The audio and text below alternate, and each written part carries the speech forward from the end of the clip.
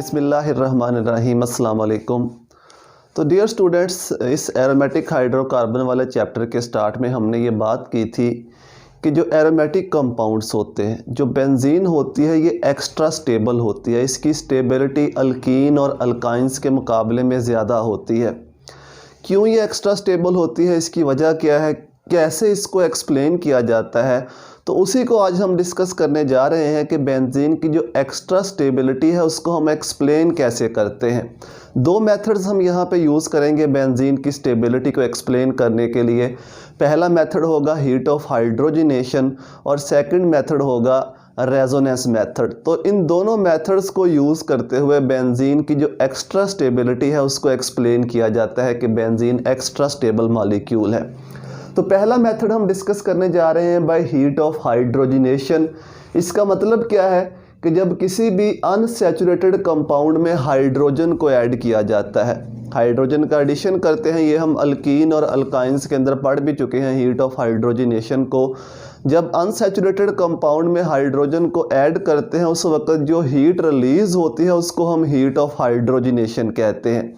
अब इस मेथड में हम करने क्या वाले हैं, इसकी बेसिक्स समझ लो। बेसिक्स आपको समझ में आ जाएंगी तो ये मेथड भी इजीली आपको समझ में आ जाएगा। फॉर एग्जांपल, दो कंपाउंड्स की हमने स्टेबिलिटी कंपेयर करनी है। दो अल्कीन है या दो अल्काइन है, दो अनसैचुरेटेड कंपाउंड है, उनकी स्टेबिलिटी हमने कंपेयर करनी है। तो दोनों के अंदर हाइड्रोजन को ऐड करेंगे। हाइड्रोजन को ऐड करने के बाद उनकी हीट ऑफ हाइड्रोजनेशन को कैलकुलेट करेंगे। जो compound come heat of hydrogenation देगा, जिसकी हीट ऑफ हाइड्रोजनेशन कम होगी, वो कंपाउंड स्टेबल तस्वर किया जाएगा। क्योंकि वो कंपाउंड स्टेबल था इसीलिए टूटने के बाद उससे कम हीट रिलीज हुई। चलिए इसको देखते हैं। सपोज ये हमारे पास कोई से दो कंपाउंड हैं, ऑर्गेनिक कंपाउंड, अनसैचुरेटेड। इन दोनों कंपाउंड्स के अंदर हमने हाइड्रोजन को ऐड किया। कंपाउंड 1 के अंदर और कंपाउंड 2 के अंदर हाइड्रोजन को ऐड किया। इस दौरान जो हीट रिलीज होगी उसको हम हीट ऑफ हाइड्रोजनेशन कहेंगे। सपोज यहाँ पे हीट रिलीज होती है -350 किलो जूल पर मोल। ये कंपाउंड इतनी हीट रिलीज करता है और ये वाला कंपाउंड करता है -250 किलो जूल पर मोल। माइनस का मतलब है हीट रिलीज हो रही है, ये एक्सोथर्मिक रिएक्शन है। तो ये वाला कंपाउंड ज़्यादा हीट रिलीज कर रहा है और ये वाला कंपाउंड कम हीट रिलीज कर रहा है। इसका मतलब होगा कि जो कंपाउंड कम हीट रिलीज कर रहा है वो स्टेबल था, इसकी एनर्जी कम थी। ये कंपाउंड स्टेबल था, इसकी एनर्जी इसके मुकाबले में कम थी। ये ज़्यादा एनर्जेटिक था, ज़्यादा एनर्जेटिक होने की वजह से इसने ज़्यादा एनर्जी रिलीज़ की। जबकि ये कम एनर्जेटिक था, इसकी जो स्टेबिलिटी थी वो ज़्यादा थी, कम एनर्जेटिक था। कम एनर्जेटिक होने की वजह से इसने कम एनर्जी रिलीज़ की। लेकिन इस मेथड में होना ये चाहिए कि जो प्रोडक्ट बनती है दोनों केसेस में वो सेम होनी चाहिए। यानी कंपाउंड 1 में हाइड्रोजन ऐड करके जो प्रोडक्ट बने और कंपाउंड 2 में हाइड्रोजन ऐड करके जो प्रोडक्ट बने वो सेम होनी चाहिए। तो उस प्रोडक्ट का जो एनर्जी लेवल होगा वो सेम होगा, चाहे वो कंपाउंड 1 से बन रही है या कंपाउंड 2 से बन रही है। प्रोडक्ट का एनर्जी लेवल सेम होगा। इन दोनों कंपाउंड्स का एनर्जी लेवल डिफरेंट होगा। ये ज़्यादा एनर्जी लेवल पे होगा, इसकी पोटेंशियल एनर्जी ज़्यादा होगी तो ये ज़्यादा हीट रिलीज़ करेगा। ज़्यादा एनर्जी होने का मतलब है कि ये कंपाउंड इसके मुकाबले में अनस्टेबल था। तो इस को बेसिस बनाते हुए हम बेंजीन की स्टेबिलिटी को कंपेयर करते हैं, बेंजीन की स्टेबिलिटी को फाइंड आउट करते हैं और बेंजीन को हम कंपेयर करते हैं एक हाइपोथेटिकल कंपाउंड से। वो हाइपोथेटिकल कंपाउंड क्या होगा? 135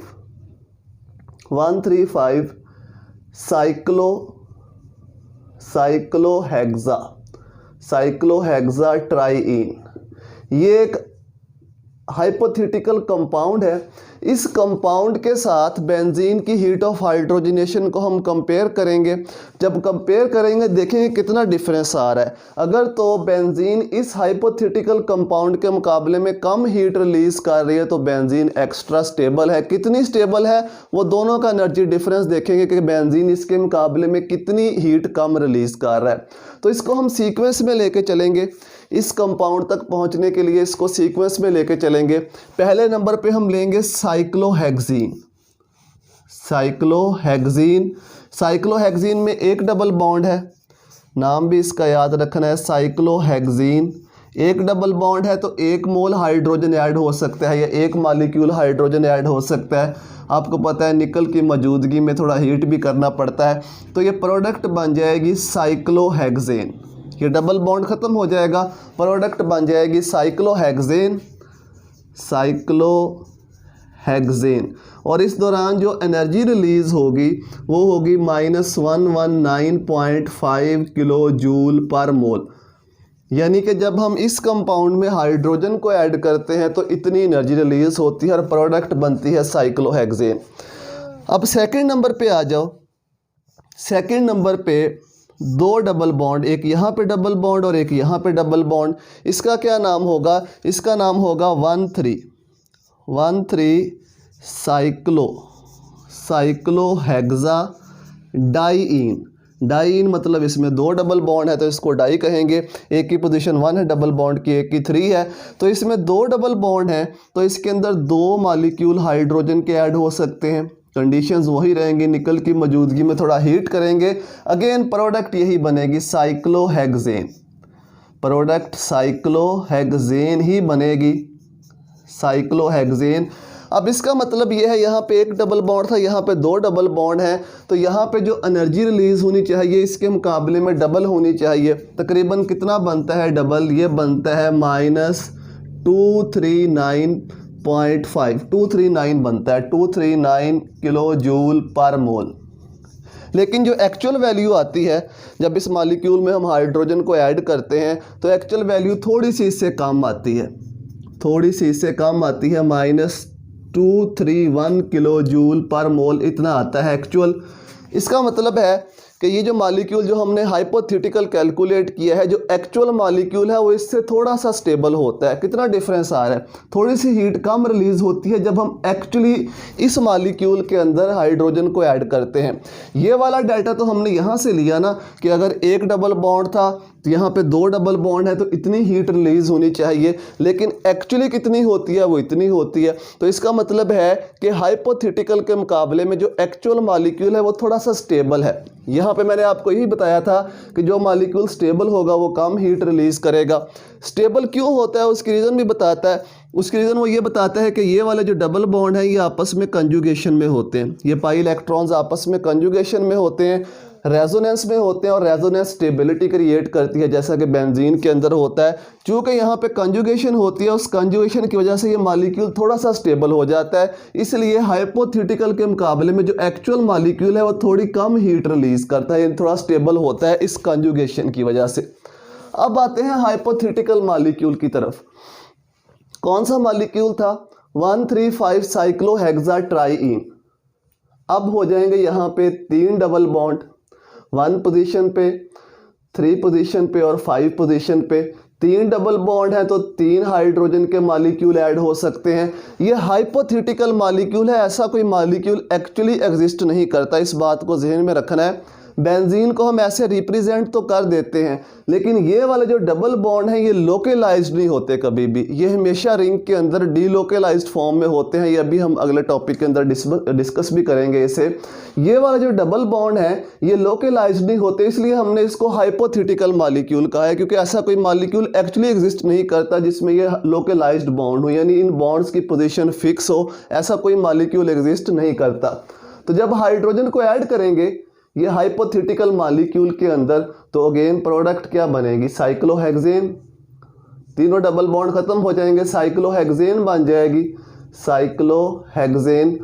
इस दौरान जो एनर्जी रिलीज होनी चाहिए वो कितनी होनी चाहिए? हाइपोथेटिकली जो हम सीक्वेंस में आ रहे हैं, 1 डबल बॉन्ड था तो इतनी, 2 थे तो इतनी, 3 डबल बॉन्ड होंगे तो इतनी एनर्जी रिलीज होनी चाहिए, -358.5 किलो जूल पर मोल। इतनी होनी चाहिए। अगर बेंजीन का स्ट्रक्चर ऐसा होता है या ये जो डबल बॉन्ड है इसके अंदर लोकलाइज्ड होते, लेकिन एक्चुअली जब बेंजीन के अंदर हम हाइड्रोजन को ऐड करते हैं, एक्चुअली एक्सपेरिमेंट के अंदर 3 मॉलिक्यूल हाइड्रोजन के ऐड होंगे बेंजीन में और प्रोडक्ट भी क्या बनेगी? साइक्लोहेक्सेन। साइक्लोहेक्सेन बनेगा। लेकिन जो एक्चुअल वैल्यू आती है वो आती है 208 किलो जूल पर मोल, 208 किलो जूल पर मोल। अब अगर तो बेंजीन का बिल्कुल स्ट्रक्चर ऐसा होता, इस तरह की शेप होती बेंजीन की, तो बेंजीन को इतनी एनर्जी रिलीज़ करनी चाहिए थी, लेकिन बेंजीन इतनी एनर्जी रिलीज़ नहीं करता, बल्कि एक्चुअल बेंजीन इससे कम एनर्जी रिलीज़ करता है। कितनी कम होती है, इसको डिफरेंस निकाल लेना है। जो डिफरेंस निकलेगा उसको हम कहते हैं रेजोनेंस स्टेबिलिटी। उसको क्या कहा जाता है? Resonance stability. ये मैंने आपको बताया कि ये वाले जो डबल बॉन्ड होते हैं ये बेंजीन के अंदर ये पाई इलेक्ट्रॉन लोकलाइज्ड नहीं होते बल्कि डी लोकलाइज्ड होते हैं। अगले मेथड में हम इसको डिस्कस भी करेंगे रेजोनेंस मेथड के अंदर। तो इस रेजोनेंस की वजह से बेंजीन जो है ये स्टेबल होती है, एक्स्ट्रा स्टेबल होती है। कितनी स्टेबल होती है उसकी स्टेबिलिटी को हम इस डिफरेंस से फाइंड आउट कर सकते हैं। इसको हम कहते हैं बेंजीन की रेजोनेंस स्टेबिलिटी। रेजोनेंस स्टेबिलिटी यानी बेंजीन के अंदर जो पाई इलेक्ट्रॉन है वो मसलसल कंटिन्यूसली मूव कर रहे हैं, डीलोकलाइज्ड हैं, उसको रेजोनेंस कहा जाता है। उसकी वजह से बेंजीन स्टेबल होती है। कितनी स्टेबल होती है डिफरेंस निकाल लो, 358.5 माइनस 208, तो डिफरेंस निकलेगा, ये निकलेगा 150.5 किलो जूल पर मोल। तो हम कहते हैं कि बेंजीन की ये रेजोनेंस स्टेबिलिटी है, यानी बेंजीन रेजोनेंस की वजह से इतनी एक्स्ट्रा स्टेबल होती है। तो ये वैल्यू आपने याद रखनी है। अगर आपसे पूछा जाए कि बेंजीन की स्टेबिलिटी कितनी होती है, कितनी रेजोनेंस स्टेबलाइज होती है, तो बेंजीन इतनी रेजोनेंस स्टेबलाइज होती है। यानी अगर बेंजीन में रेजोनेंस ना होती तो बेंजीन की हीट ऑफ हाइड्रोजनेशन इतनी होनी चाहिए थी, लेकिन चूंकि बेंजीन में रेजोनेंस है तो हीट ऑफ हाइड्रोजनेशन इतनी कम है। डिफरेंस निकाल लो, उस डिफरेंस को क्या कहा जाता है, इसके लिए हम टर्म यूज करते हैं, ये बेंजीन की रेजोनेंस स्टेबिलिटी है, यानी बेंजीन रेजोनेंस की वजह से इतनी एक्स्ट्रा स्टेबल है। तो एक तो ये मेथड है बेंजीन की स्टेबिलिटी को एक्सप्लेन करने का। इसको ग्राफिकली भी अभी हम शो करेंगे कि ग्राफ की मदद से इसको कैसे शो किया जाता है। तो उम्मीद है कि ये डिस्कशन आपको समझ आ गई होगी। क्या किया हमने, फिर से सुन लो। हमने एक हाइपोथेटिकल मॉलिक्यूल से एक्चुअल बेंजीन की हीट ऑफ हाइड्रोजनेशन को कंपेयर किया। अगर तो बेंजीन की एक्चुअल हीट ऑफ हाइड्रोजनेशन इस हाइपोथेटिकल के इक्वल होती तो हम कहते हैं कि बेंजीन जितनी स्टेबल होनी चाहिए थी उतनी ही स्टेबल है, लेकिन चूंकि बेंजीन की हीट ऑफ हाइड्रोजनेशन कम आ रही है इसलिए हम कहते हैं कि बेंजीन एक्स्ट्रा स्टेबल होती है। स्टार्ट कहाँ से लिया? साइक्लोहेक्सीन से। एक डबल बॉन्ड है, इतनी हीट ऑफ हाइड्रोजनेशन। फिर हम गए 1,3 साइक्लोहेक्साडाइईन पे, प्रोडक्ट क्या बनी? साइक्लोहेक्सेन। कितनी एनर्जी रिलीज होनी चाहिए? इतनी, लेकिन थोड़ी कम होती है। क्यों कम होती है वो मैंने आपको बता दिया कि ये जो डबल बॉन्ड है ये कंजुगेशन में होते हैं, यहाँ पे भी दो डबल बॉन्ड के दरमियान डीलोकलाइजेशन होती है। फिर यहीं से हम जंप करके गए इस हाइपोथेटिकल मॉलिक्यूल पे। कितनी हीट रिलीज होनी चाहिए? 358.5 किलो जूल पर मोल, लेकिन एक्चुअल बेंजीन कितनी हीट रिलीज करती है? 208 किलो जूल पर मोल। डिफरेंस निकाल लो, उस डिफरेंस को हम कहते हैं कि ये बेंजीन की रेजोनेंस स्टेबिलिटी है। तो चलिए अब हम इसको ग्राफिकली रिप्रेजेंट करते हैं। वाई एक्सिस के अलॉन्ग हम ले लेते हैं पोटेंशियल एनर्जी, या सिंपल इसको एनर्जी भी कह सकते हैं। एनर्जी नीचे से ऊपर की जानब इंक्रीज़ हो रही है। ये जो लेवल है ये है साइक्लोहेक्सेन का एनर्जी लेवल। ये जो मैंने लाइन लगाई है, ये वाली लाइन, ये जो लेवल है ये किसका लेवल है? साइक्लोहेक्सेन का। यानी साइक्लोहेक्सेन की इतनी एनर्जी है, क्योंकि तमाम कंपाउंड्स के अंदर जो प्रोडक्ट बन रही थी वो क्या बन रही थी? साइक्लोहेक्सेन बन रही थी। तो साइक्लोहेक्सेन का हमने एनर्जी लेवल ये ले लिया। पहला कंपाउंड हमने क्या लिया था? पहला कंपाउंड हमने लिया था साइक्लोहेक्सीन। साइक्लोहेक्सीन एक डबल बॉन्ड था, उसके अंदर हमने हाइड्रोजन का एक मॉलिक्यूल ऐड किया निकल की मौजूदगी में, तो प्रोडक्ट क्या बनी? साइक्लोहेक्सीन। और कितनी एनर्जी रिलीज हुई उसके दौरान? एनर्जी थी 119.5 किलो जूल पर मोल। इतनी एनर्जी रिलीज हुई। यानी जो साइक्लोहेक्सीन थी उसका एनर्जी लेवल ये था। एनर्जी लेवल ये था। हाइड्रोजन का हमने एडिशन किया, एनर्जी कम हुई, एनर्जी कम होकर क्या बना? साइक्लोहेक्सेन बना। कितना एनर्जी का डिफरेंस आया? 119.5 किलो जूल पर मोल। फिर हमने मॉलिक्यूल लिया 1,3 साइक्लोहेक्साडाइईन। इसके अंदर हमने हाइड्रोजन का एडिशन किया। इसके अंदर हाइड्रोजन के कितने मॉलिक्यूल ऐड हुए? 2 मॉलिक्यूल हाइड्रोजन के ऐड हुए, निकल की मौजूदगी में कितनी एनर्जी रिलीज हुई? -231 जो एक्चुअल रिलीज हुई वो मैं लिख रहा हूँ किलो जूल पर मोल। अगेन प्रोडक्ट क्या बनी? साइक्लोहेक्सेन। तो इसका मतलब है कि 13 साइक्लोहेक्साडाइईन का एनर्जी लेवल ये था, इतनी एनर्जी पे थी। जब हमने हाइड्रोजन को ऐड किया, साइक्लोहेक्सेन बना, तो एनर्जी कम हो गई, यहाँ पे आ गई इस लेवल पे, और इतनी एनर्जी उसने रिलीज की -231 किलो जूल पर मोल। फिर हमने हाइपोथेटिकल मॉलिक्यूल लिया जिसे हमने कहा 135 साइक्लोहेक्साट्राइईन। तो इसके अंदर हमने हाइड्रोजन को ऐड किया। अब इसके अंदर हाइड्रोजन के कितने मॉलिक्यूल ऐड हो सकते हैं? हाइड्रोजन के 3 मॉलिक्यूल ऐड हो सकते हैं इसके अंदर। निकल की मौजूदगी में कितनी एनर्जी रिलीज होनी चाहिए थी? -358.5 किलो जूल पर मोल। ये एनर्जी लेवल था इस हाइपोथेटिकल मॉलिक्यूल का। जब हमने हाइड्रोजन को ऐड किया तो ये बना साइक्लोहेक्सेन। इतनी एनर्जी यहाँ से लेकर यहाँ तक एनर्जी रिलीज हुई, वो कितनी एनर्जी होनी चाहिए थी? -358.5 किलो जूल पर मोल। लेकिन जब एक्चुअली हमने बेंजीन के अंदर हाइड्रोजन को ऐड किया, बेंजीन को हमने एक्चुअली लिया, बेंजीन ऐसे ही लिख देता हूँ, बेंजीन, इसके अंदर हमने हाइड्रोजन को ऐड किया तो 3 मॉलिक्यूल हाइड्रोजन के ऐड हुए। निकल की मौजूदगी में जो एनर्जी रिलीज हुई वो कितनी थी? वो थी -208 किलो जूल पर मोल। -208 किलो जूल पर मोल, यानी बेंजीन का जो एनर्जी लेवल था वो ये था। ये लाइन इसको मैं लगा देता हूँ, ये बेंजीन का एनर्जी लेवल था। इसका मतलब है कि बेंजीन इस हाइपोथेटिकल मॉलिक्यूल के मुकाबले में कम एनर्जी पे थी। कम एनर्जी पे थी तो इसीलिए साइक्लोहेक्सेन तक पहुंचने के लिए इसने कम एनर्जी रिलीज़ की। कम एनर्जी पे होने का मतलब है कि बेंजीन ज़्यादा स्टेबल थी इस हाइपोथेटिकल मॉलिक्यूल के मुकाबले में। कितनी ज़्यादा स्टेबल थी? ये एनर्जी डिफरेंस निकाल लो।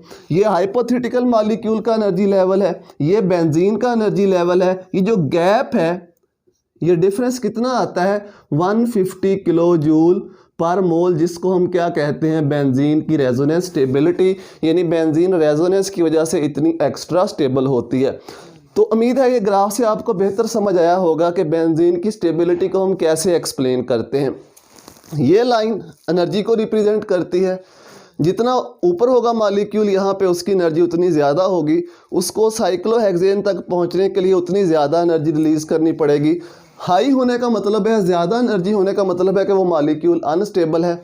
एनर्जी कम है तो इसका मतलब वो मॉलिक्यूल स्टेबल है। अब इस हाइपोथेटिकल के मुकाबले में बेंजीन की एनर्जी कम है। कितनी कम है? वो डिफरेंस 150 किलो जूल पर मोल जो हमने वहाँ पे कैलकुलेट किया। तो इसका मतलब है बेंजीन इतनी एक्स्ट्रा स्टेबल होती है as compared to hypothetical molecule 135 cyclohexatriene. Second method जिसके ज़रिए हम बेंजीन की स्टेबिलिटी को एक्सप्लेन करते हैं वो है रेजोनेंस मेथड।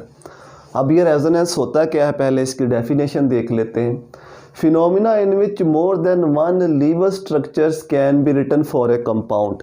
यानी रेजोनेंस एक ऐसा फिनोमिना होता है जिसमें किसी एक कंपाउंड के लिए हम एक से ज़्यादा लीवर स्ट्रक्चर लिख सकें। अब ये बात याद रखनी है कि जो लीवर स्ट्रक्चर्स एक से ज़्यादा होते हैं उनमें सिर्फ इलेक्ट्रॉन्स की पोजीशन चेंज होती है, नंबर ऑफ़ एटम सेम रहते हैं। चाहे किसी कंपाउंड के लिए 10 लीवर स्ट्रक्चर हों, 20 हों, जो उसके अंदर नंबर ऑफ़ एटम्स होंगे वो सेम रहेंगे, सिर्फ इलेक्ट्रॉन्स की पोजीशन चेंज होती है। तो इलेक्ट्रॉन्स की पोजीशन चेंज होने से लीवर स्ट्रक्चर बनते हैं। तो अगर किसी कंपाउंड के लिए, एक कंपाउंड के लिए एक से ज़्यादा लीवर स्ट्रक्चर लिखे जा सकें तो हम कहते हैं उसमें रेजोनेंस पाई जाती है। और जितनी ज़्यादा रेजोनेंस होगी उतनी ही ज़्यादा उस कंपाउंड की स्टेबिलिटी होगी। जितने ज़्यादा रेजोनेंस स्ट्रक्चर्स होंगे उतनी ही उस कंपाउंड की स्टेबिलिटी ज़्यादा होगी। और तीसरी बात, जो एक्चुअल मॉलिक्यूल होता है, जो एक्चुअल स्ट्रक्चर होता है, वो उन तमाम रेजोनेटिंग स्ट्रक्चर का हाइब्रिड होता है। यानी वो तमाम जो रेजोनेटिंग स्ट्रक्चर होते हैं वो एक्चुअल स्ट्रक्चर की तरफ कंट्रीब्यूट करते हैं, एक्चुअल स्ट्रक्चर बनाने की तरफ कंट्रीब्यूट करते हैं। और जितने भी रेजोनेटिंग स्ट्रक्चर होते हैं उनको हम इस तरह डबल हेडेड एरो से शो करते हैं। इस तरह का एरो डालते हैं रेजोनेंस स्ट्रक्चर्स के दरमियान। तो बेंजीन के टोटल 5 रेजोनेंस स्ट्रक्चर्स पॉसिबल हैं। 2 तो वो हैं जो आप पढ़ते आए हैं कॉमन, जिनको हम केकोल स्ट्रक्चर कहते हैं, ये केकोले के स्ट्रक्चर कहते हैं। एक ये वाला स्ट्रक्चर और दूसरा इलेक्ट्रॉन्स की पोजीशन को चेंज कर दो, इलेक्ट्रॉन्स की पोजीशन यहाँ पे डबल बॉन्ड आ जाएगा, यहाँ पे आ जाएगा, यहाँ पे आ जाएगा।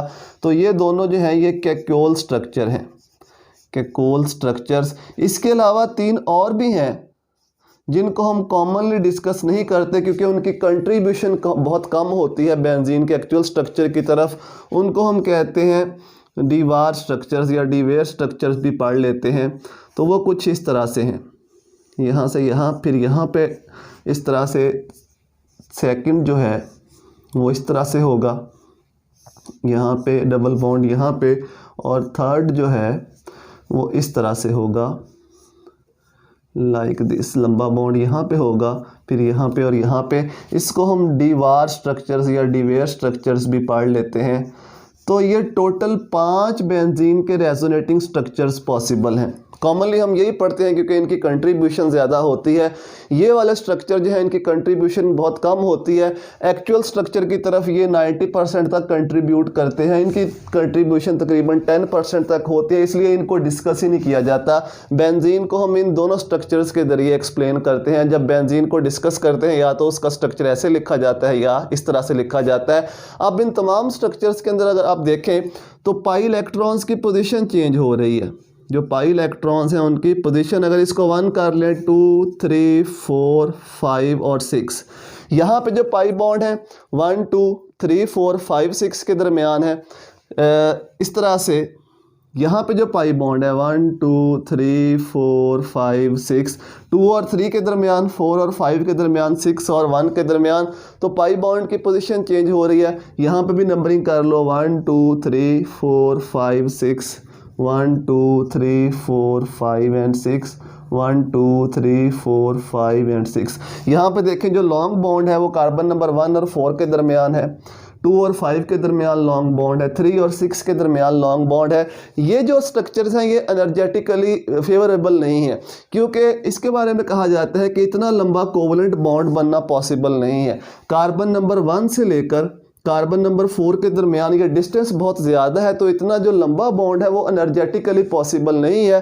तो इसलिए इनकी एक्चुअल स्ट्रक्चर की तरफ कंट्रीब्यूशन बहुत कम होती है, माइनर कंट्रीब्यूटर होते हैं, इसलिए हम इनको इग्नोर कर देते हैं। हम बेंजीन को इन्हीं स्ट्रक्चर्स के ज़रिए उनको लिखा जाता है, दिखाया जाता है। तो जो एक्चुअल स्ट्रक्चर होता है वो इनका हाइब्रिड होता है। ये रेजोनेटिंग स्ट्रक्चर्स हैं बेंजीन के 5, एक्चुअल इनका हाइब्रिड है, यानी ये पांचों स्ट्रक्चर्स कंट्रीब्यूट करते हैं एक्चुअल स्ट्रक्चर की तरफ, जिसको हम इस तरह से शो करते हैं। बेंजीन के एक्चुअल स्ट्रक्चर को दरमियान में इस तरह से सर्कल बना देते हैं।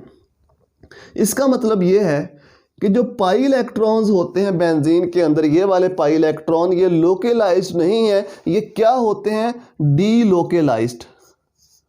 डीलोकेलाइज्ड यानी ये बेंजीन के अंदर ये जो इलेक्ट्रॉन है पाई इलेक्ट्रॉन, ये मसलसल बेंजीन के अंदर मूव कर रहे हैं क्योंकि ये पाई इलेक्ट्रॉन्स एक दूसरे के साथ कंजुगेशन में है पाई बॉन्ड, तो इनको डीलोकेलाइज्ड पाई इलेक्ट्रॉन्स कहा जाता है। तो ये डीलोकेलाइज्ड पाई इलेक्ट्रॉन है। एक्चुअल बेंजीन का जो स्ट्रक्चर है वो कुछ इस तरह का होता है। ये मेजर कंट्रीब्यूटिंग है, ये माइनर है, इसलिए इनको डिस्कस नहीं किया जाता। और जो एक्चुअल स्ट्रक्चर है बेंजीन का वो इनका हाइब्रिड होता है, इसको हम रेजोनेंस हाइब्रिड कहते हैं, रेजोनेंस हाइब्रिड। तो अब जो बात आपने याद रखनी है कि जो रेजोनेटिंग स्ट्रक्चर्स होते हैं उनमें से एक्चुअल स्ट्रक्चर कोई नहीं होता। एक्चुअल स्ट्रक्चर इन तमाम रेजोनेटिंग स्ट्रक्चर्स का हाइब्रिड होता है। और जितने ज़्यादा स्ट्रक्चर्स होंगे रेजोनेटिंग स्ट्रक्चर किसी मॉलिक्यूल के लिए, उसकी स्टेबिलिटी उतनी ही ज़्यादा होगी। तो चूँकि बेंजीन के लिए 5 रेजोनेटिंग स्ट्रक्चर पॉसिबल हैं, इसलिए बेंजीन की जो स्टेबिलिटी है वो आम अल्कीन और अल्काइन के मुकाबले में काफ़ी ज़्यादा होती है। तो जैसा कि मैंने आपको बताया कि ये लार्जर कंट्रीब्यूटर हैं ये वाले स्ट्रक्चर, ये स्मॉलर कंट्रीब्यूटर हैं, तो बेंजीन को इन दोनों में से किसी एक स्ट्रक्चर के ज़रिए रिप्रेजेंट किया जाता है। हालांकि ये भी एक्चुअल स्ट्रक्चर ऐसा नहीं होता, लेकिन फिर भी इस चैप्टर के अंदर जब बेंजीन के रिएक्शंस को हम डिस्कस लिखेंगे तो बेंजीन को ऐसे ही रिप्रेजेंट किया जाता है समझने के लिए। तो इन दोनों स्ट्रक्चर्स के ज़रिए बेंजीन को रिप्रेजेंट किया जाता है, जिसको हम कैकोले स्ट्रक्चर्स कहते हैं। अब यहाँ से हमें ये भी पता चलता है रेजोनेंस से कि क्यों बेंजीन की जो तमाम बॉन्ड लेंथ्स हैं, कार्बन कार्बन बॉन्ड लेंथ्स हैं, वो क्यों इक्विवेलेंट होती हैं। तो अगर तो इस तरह का स्ट्रक्चर होता है बेंजीन का तो ये वाली जो कार्बन कार्बन बॉन्ड लेंथ है ये डबल बॉन्ड जितनी होनी चाहिए। जो सिंगल बॉन्ड लेंथ होती है कार्बन कार्बन की वो कितनी होती है 154 पाइकोमीटर। जो डबल बॉन्ड लेंथ होती है वो कितनी होती है, वो होती है 134 पाइकोमीटर। लेकिन कार्बन इस बेंजीन के अंदर ना तो कहीं पे सिंगल बॉन्ड जितनी लेंथ है और ना ही कहीं पे डबल बॉन्ड जितनी लेंथ है। तो इससे हमें ये पता चलता है कि ये जो पाई इलेक्ट्रॉन है ये लोकेलाइज्ड नहीं है, बल्कि ये रिंग के अंदर डी लोकेलाइज्ड है। डी लोकेलाइज्ड है यानी हर जगह पे इक्वलेंट करैक्टर है इनका, यानी हर जगह पे 1.5 बॉन्ड पॉसिबल है। इसलिए बेंजीन के अंदर जो कार्बन कार्बन बॉन्ड लेंथ होती है ये होती है तकरीबन 139 पाइकोमीटर, यानी ये डबल बॉन्ड से ज़्यादा होती है और सिंगल बॉन्ड से कम होती है। किस वजह से? इन पाई इलेक्ट्रॉन्स की डीलोकेलाइजेशन की वजह से। तो चूंकि बेंजीन के लिए इतने रेजोनेंस स्ट्रक्चर्स पॉसिबल हैं और जितनी ज़्यादा रेजोनेंस होती है उतनी ही ज़्यादा स्टेबिलिटी होती है उस मॉलिक्यूल की, इसलिए बेंजीन थोड़ा एक्स्ट्रा स्टेबल मॉलिक्यूल होता है अल्कीन और अल्काइन के मुकाबले में। तो ये दो मेथड हैं बेंजीन की स्टेबिलिटी को एक्सप्लेन करने के लिए। उम्मीद है कि ये आपको समझ में आ गया होगा। पहला मेथड स्पेशली बहुत इंपॉर्टेंट है, हीट ऑफ हाइड्रोजनेशन वाला। ये मेथड भी इंपॉर्टेंट है लेकिन ये उससे ईजी है, उसको समझना भी आसान है। अगर आपको हीट ऑफ हाइड्रोजनेशन का पता चल गया कि हीट ऑफ हाइड्रोजनेशन ज़्यादा हो तो मॉलिक्यूल अनस्टेबल होता है, हीट ऑफ हाइड्रोजनेशन कम हो तो मॉलिक्यूल स्टेबल होता है, वो ग्राफ से आपको बेहतर पता चलेगा जो मैंने एंड पे आपको समझाया था।